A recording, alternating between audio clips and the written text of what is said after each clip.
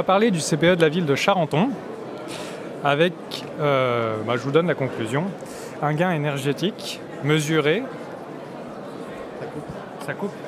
Alors c'est moi. Non. Un gain énergétique mesuré et stabilisé d'environ 30%. Il n'y a pas de son. Si, je crois qu'ils nous entendent, ça marche, ça marche très bien.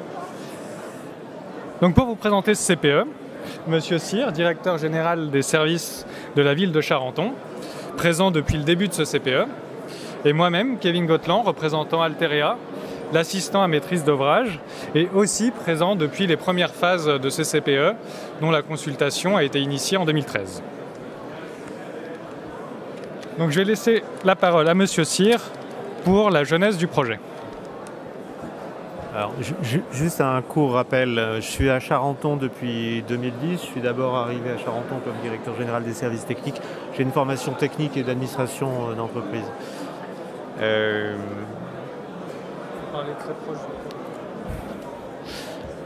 Donc depuis 2010 à Charenton-le-Pont. Charenton-le-Pont, c'est une commune de 30 000 habitants de l'Est parisien. À l'époque, Charenton-le-Pont s'était rapproché de la ville de Saint-Maurice et était en communauté de communes Charenton-Saint-Maurice. Si je fais ce préalable, c'est parce qu'on avait des bâtiments qui étaient liés à la compétence. Donc partie des bâtiments de Charenton était sous responsabilité de la communauté de communes et l'autre partie des bâtiments était sous responsabilité directe de la ville. J'ai des coupures sans arrêt dans les retours son, hein. Je suis désolé si on m'entend derrière, mais... voilà, ça signifie qu'à l'époque, en 2010, de 2010 à 2014, nous avions deux contrats. Un premier contrat sous l'égide de la communauté de communes, un second contrat sous l'égide de la ville. Ça veut dire deux contrats, ça veut dire deux gestionnaires, ça veut dire une complexité à la réalisation et à la tenue de l'exploitation de nos bâtiments communaux. Les constats que l'on faisait à l'époque, écoutez, ils étaient très simples. On avait des P2, P3 avec intéressement, formule basique dans l'exploitation des installations thermiques.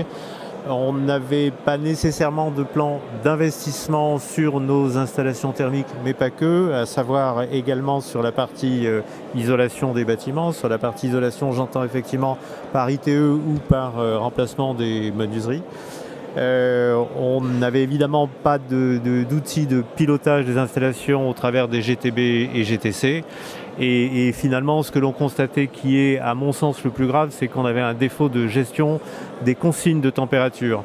Donc j'ai failli dire qu'on part de l'état préhistorique de la gestion des interventions. On s'est posé beaucoup de questions sur comment moderniser tout ça. Pour moi, la première des démarches, ça a été d'organiser le pilotage des consignes de température en mettant, non pas de la raideur, mais de la rigueur.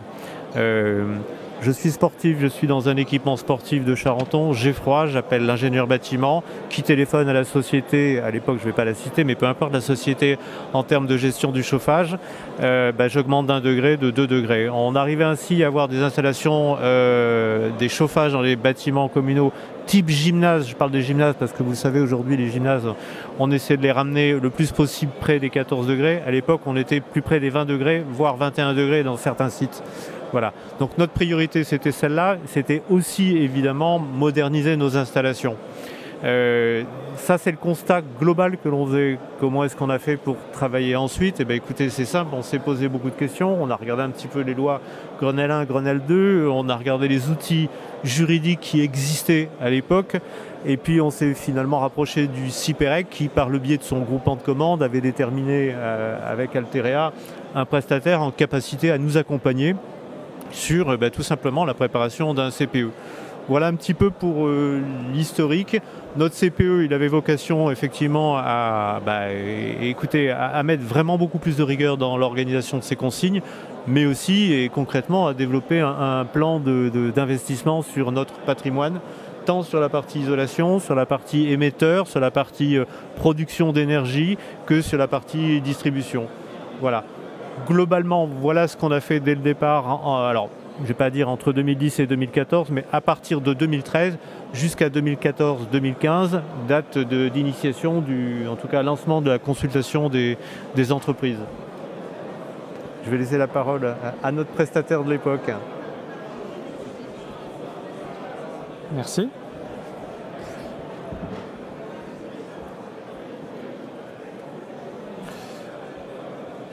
Donc le projet retenu, c'est un CPE patrimonial, du coup qui porte sur l'ensemble du patrimoine de la ville. Tout le patrimoine, l'entièreté du patrimoine bénéficie des prestations d'exploitation-maintenance. Du coup, ça c'était un des enjeux importants. Et la grande majorité des bâtiments ont bénéficié d'actions de performance énergétique. Donc à l'époque, on avait défini 4 grands groupes de bâtiments.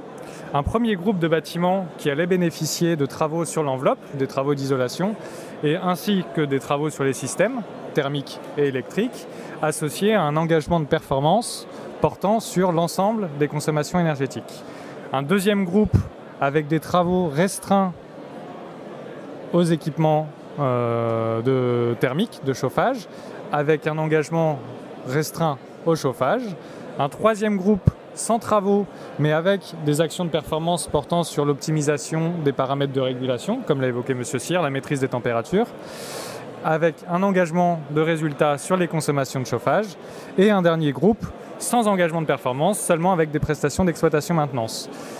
La logique qu'il y avait derrière tout ça, c'était de lier, pour la maîtrise d'ouvrage, la réponse à son besoin fonctionnel d'assurer l'exploitation-maintenance de l'ensemble de son patrimoine, en même temps de répondre aux ambitions énergétiques de la ville, et en même temps d'être en adéquation avec les contraintes et opportunités d'économie d'énergie de chacun des bâtiments.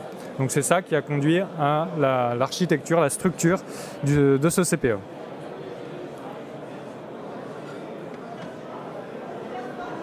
Donc le projet retenu, un contrat signé en 2014 pour un budget total de 3 millions d'euros. 3 millions d'investissement, pardon, oui, c'est ça. 3 millions d'euros d'investissement avec 4 grandes natures de travaux, comme l'évoquait M. Cyr à l'instant. Donc 30% de cet investissement a été alloué à des travaux de rénovation des chaufferies. 20% de cet investissement a été investi dans le déploiement de systèmes de GTB pour assurer un pilotage optimisé des installations. 20% de l'investissement a été dédié à des travaux sur les systèmes d'émission et de distribution de chaleur. Et pour finir, 20% de l'investissement a été alloué à la rénovation de l'éclairage. Il reste entre 10 et 15% de l'investissement qui a été alloué à des travaux plus particuliers, très spécifiques sur certains bâtiments. Mais 90% de l'investissement se répartit sur ces 4 grandes typologies de travaux. Donc ce qu'il faut avoir en tête, c'est qu'on a eu un programme de travaux orienté système, thermique et électrique, réalisable et réalisé en milieu occupé sans interruption de service.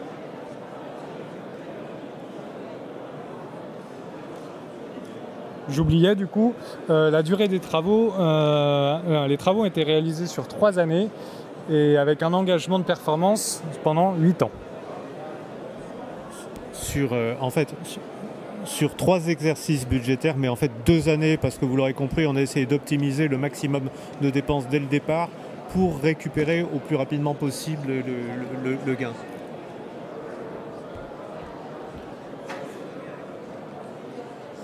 En termes de bilan de performance énergétique, donc je vous présente ici le bilan 2019, dans le sens où les années suivantes, 2020, 2021, ont été perturbées par le Covid, les protocoles sanitaires, etc.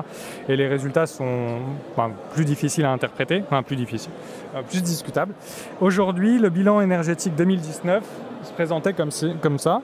Donc on a la consommation moyenne historique, la consommation moyenne constatée sur la période 2012-2014 était de 9 gigawattheures. C'est ce qu'on a défini comme situation de référence. La consommation de référence ajustée, du coup c'est 9 gigawattheures ajustées aux conditions climatiques, d'usage et d'occupation de l'année 2019, donne 7 gigawattheures. Donc si on n'avait pas fait de travaux, en 2019 on aurait consommé 7 gigawattheures. Le gain contractuel étant de 21%, la consommation cible était de 6,5 gigawattheures. Et pour cette année-là, la consommation mesurée a été de 5 gigawattheures. Du coup, on constate une forte surperformance par rapport à l'objectif contractuel.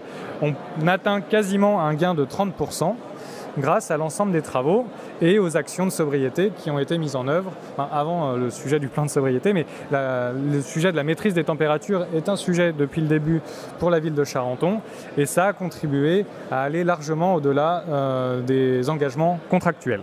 Donc on a réduit d'un tiers le bilan énergétique de la ville via ce CPE.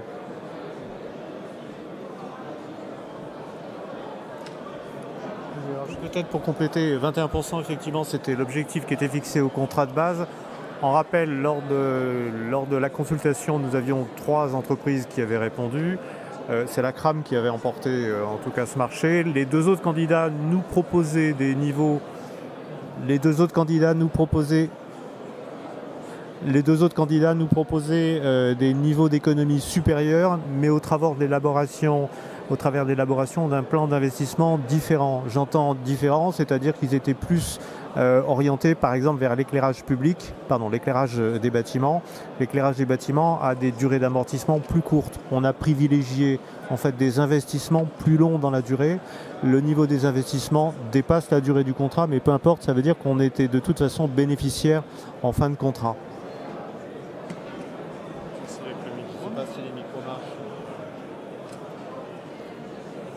Est-ce qu'on peut essayer avec le micro? Je sais pas du tout.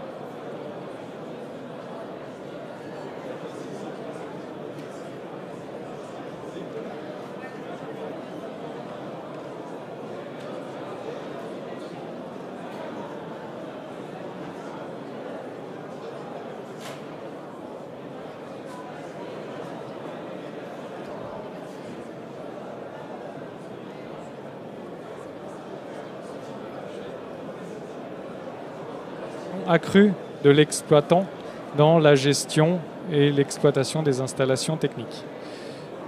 Cela induit une hausse des coûts d'exploitation inévitable par rapport à un marché d'exploitation classique.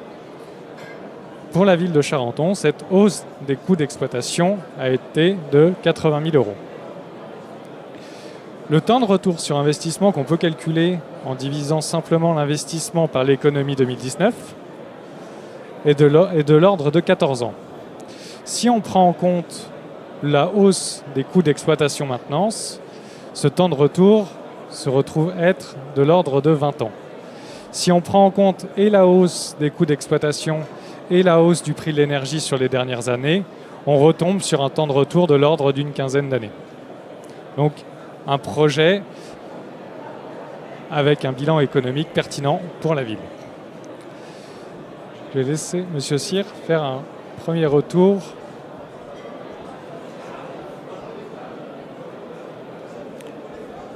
Écoutez, très rapidement,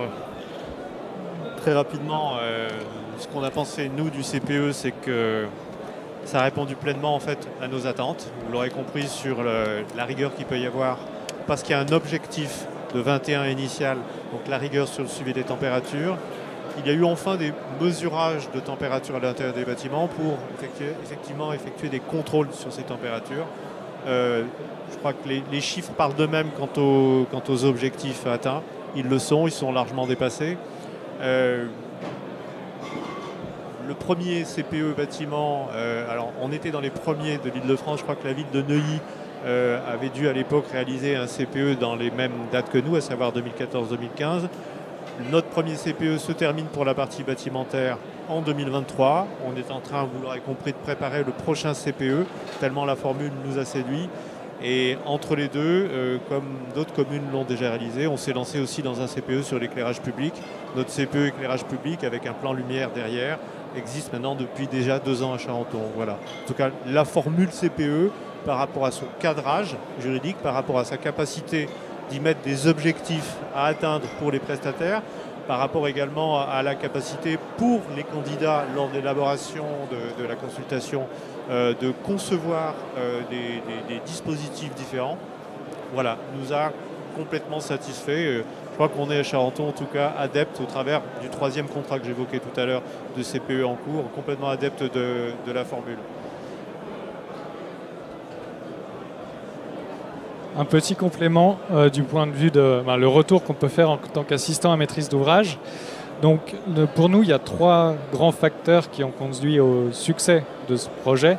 Tout d'abord, il y a la très forte maîtrise technique du titulaire, ça faut l'avouer, hein, c'est lui qui est à l'œuvre pour générer ces économies d'énergie. Ensuite, on a eu un maître d'ouvrage très impliqué dans le projet et constant dans ses décisions pendant quasi 8 ans. Donc ça, c'est un vrai paramètre qui a joué dans la réussite du projet.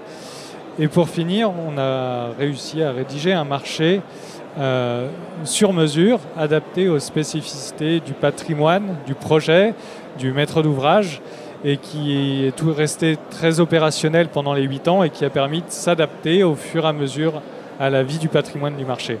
Donc un titulaire compétent, un maître d'ouvrage impliqué et un contrat robuste et opérationnel ont permis que ce projet soit un succès.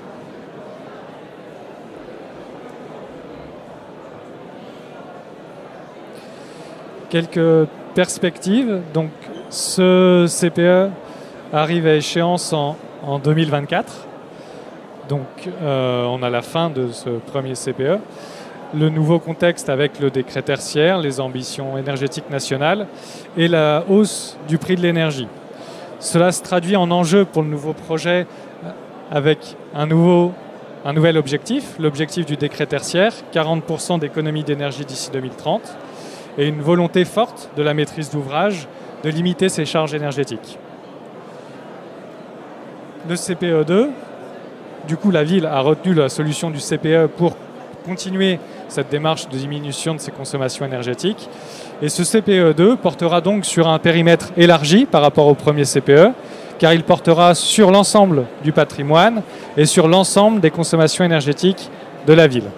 Ce CPE embarquera donc un nouveau cycle de travaux de performance, aussi bien des travaux supplémentaires sur des bâtiments ayant déjà bénéficié de travaux dans le cadre du CPE1, aussi bien des travaux nouveaux sur des bâtiments qui n'ont pas eu la chance d'avoir bénéficié de travaux dans le cadre du premier CPE. Et pour finir, dans le cadre de ce CPE numéro 2, on embarque le déploiement de systèmes de production locale d'énergie avec la mise en œuvre de systèmes photovoltaïques en autoconsommation et du coup systèmes mis en œuvre dans le cadre de ce CPE. Je ne sais pas ce que ça a donné pour le son, mais si vous voulez, on peut passer aux questions-réponses.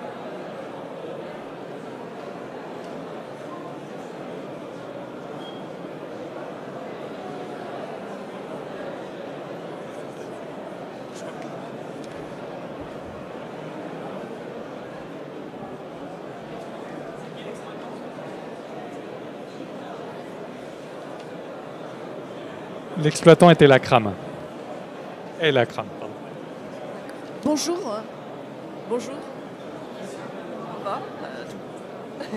J'aurais voulu poser une question au niveau juridique. Pour le maître d'ouvrage, il n'y a pas eu de problématique quelconque. Pardon, excusez-moi.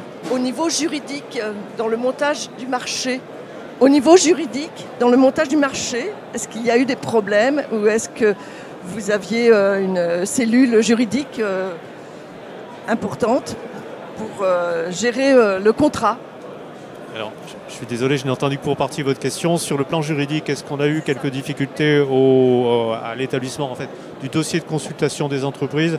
Pas nécessairement. On s'est fait assez rapidement aider par un expert juridique, un expert économique et un expert technique. Systématiquement, sur les contrats complexes, on se fait systématiquement aider par ces 3 compétences-là. Il n'y a eu aucun sujet.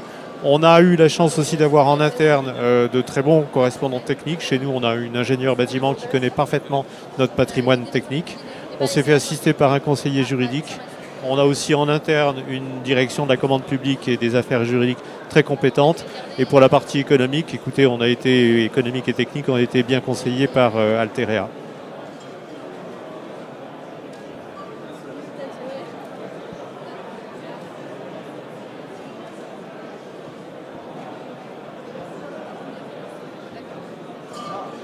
Est-ce qu'il y a d'autres questions?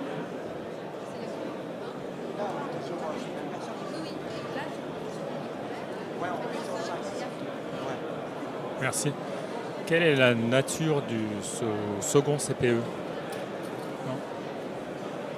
La nature du second CPE, sur quoi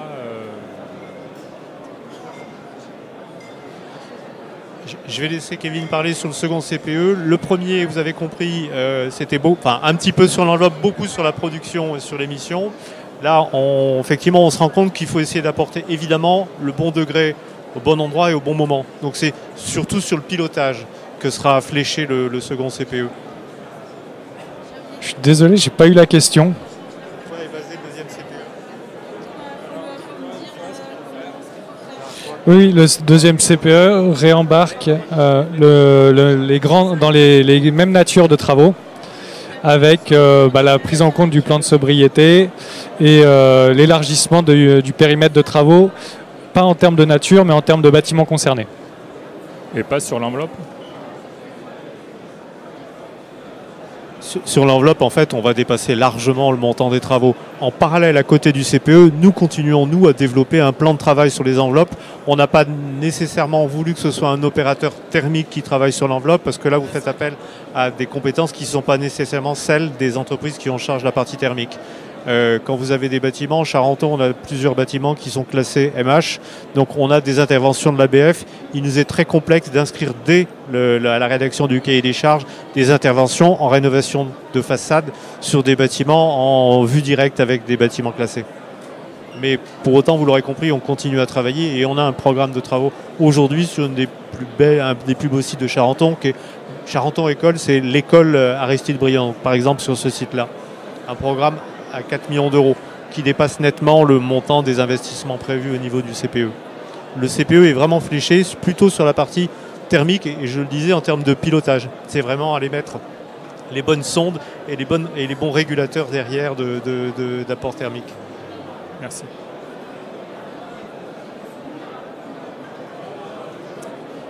Oui, j'avais une question sur l'augmentation du coût d'exploitation maintenance.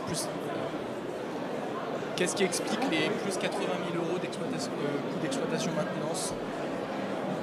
L'augmentation des coûts d'exploitation maintenance, on partait, en fait c'est vraiment le sujet du transfert de risque. On partait d'un marché d'exploitation avec intéressement où le risque sur la performance énergétique est beaucoup moindre, bien moindre, même au prorata du chiffre d'affaires dégagé par l'exploitation maintenance. Là, on passe sur vraiment une garantie de résultat avec une prise en charge de 100% du préjudice. Du coup, le risque augmente. Et pour sécuriser ces engagements, l'exploitant a besoin d'avoir plus de moyens sur place, d'être plus présent sur les installations. Et du coup, ça augmente les charges d'exploitation par rapport à un marché d'exploitation classique, même avec intéressement. Après, aujourd'hui, ça fait partie des enjeux de rechallenger ces coûts d'exploitation dans le cadre du nouveau CPE pour avoir le juste prix. Mais quoi qu'il arrive, on est plus exigeant, ça coûte plus cher.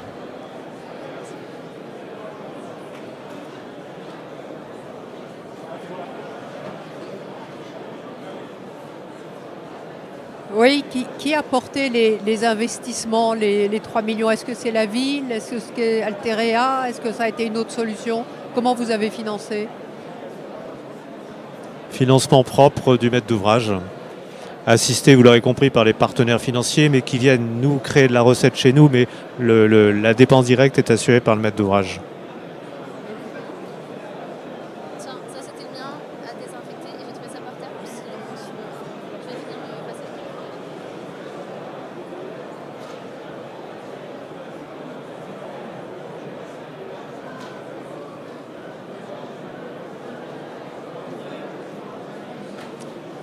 Nous reste donc à conclure cet instant et ce débat s'il n'y a pas plus de questions dans le public. Merci à toutes et à tous. Allez. Merci à vous. Au revoir.